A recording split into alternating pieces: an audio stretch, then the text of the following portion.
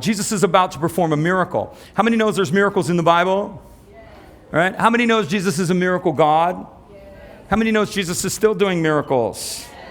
Yes, he is. He's still doing miracles. There's different types of miracles in the Bible. There's something called a creative miracle. Say with me, a creative miracle is something from nothing. Right? God creates something from nothing. He can do a creative miracle. I've seen people healed with creative miracles. There was no meniscus in the knee, and all of a sudden there's no bone on bone, just crazy stuff. God is capable of doing creative miracles. He's capable of doing creative miracles in your life. You say, my life is nothing. Guess what? Happy day. Jesus is going to do a creative miracle. He can take the nothingness of your life, and he can actually do something with it. Some of you are creative miracles. You know where you come from. You know what the Lord has done in you. Your life has been a miracle, an ongoing work of God that's taken you from nothing to something. There's a restorative miracle. So a restorative miracle would be something like blindness. The man couldn't see. Jesus did a miracle, restored his sight. Jesus is capable, again, let me just relate it back to you. He's capable of restoring your losses. I don't know if you're aware of that. Yes. Anybody want to recover your losses? Right? God can recover your losses. God can restore your losses. A miracle, things that you've lost. Jesus isn't going to give it back to you restored. He's going to resurrect it. I want resurrection. I don't want restoration. I want resurrection, because when Jesus resurrects it, it's always better than it was before. So God is a miracle God. There's a transformational miracle, which is water to wine. We see that. Jesus does a transformational miracle. He can do a transformational miracle in your life. I'm just trying to give you some relatable points. God can transform a circumstance, and he takes all things and works it to good. That's a transformational miracle. He's the God of the turnaround, right? He's the God of the comeback. He's a miracle God. And here's an easy one.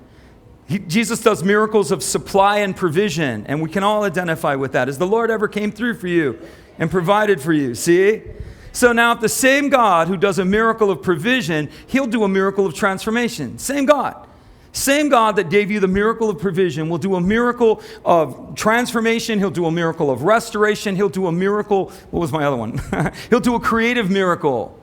The same God is capable. If he can provide for you, he can do all of these things. He's still doing it today.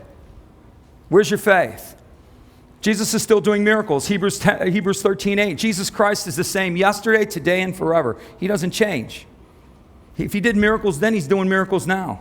He's done miracles from the beginning. God is a miracle-working God. What's interesting about the Gospels and the story of Jesus, and Jesus doing all of these miracles, is that at no point in New Testament history were the miracles ever debated. It took hundreds of years after Christ was resurrected before people even began to debate it. But no one, even in New Testament times, even the Pharisees, the religious leaders, never debated the miracles. They never said, oh, that didn't happen. That's not true. There is no miracle here. They never debated it because it was right in front of them.